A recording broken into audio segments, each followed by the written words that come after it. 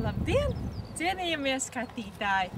Šodien ir 3. decembris, un šīs dienas raidījumu veltīsim Jaunzēlandes salās sastopamajiem augiem. Iesim! Esam atraduši savvaļā augošu dilli.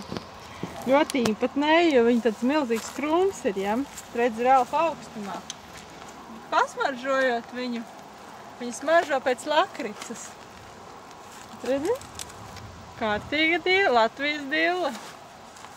Man liekas, ka viņa nav ēdama, bet mēs vēl neesam pamēģinājuši. Un tagad mēs esam pie dzeltena krūmiņa, kuram nosaukumu mēs īsti nezinām, bet šeit Jaunzēlandē ir ļoti lielā daudzumā. Viņiem ir ļoti koši dzeltena krāsa, un otra dzeltenā krāsa, kas šobrīd zied, ir lupīnā. Iesim paskatīties tālāk. Nu, lūk, arī dzeltenā lupīna. Arī milzīgs augs, nav tāds kā parastais Latvijas. Lūk, arī zilās puķītes. Mazliet asas, bet smaržīgas.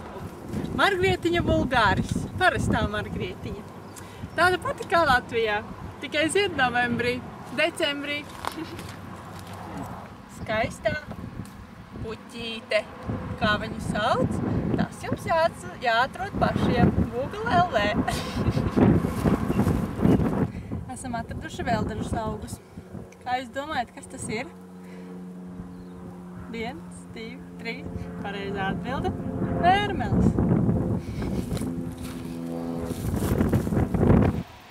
Paldies par uzmanību. Atā!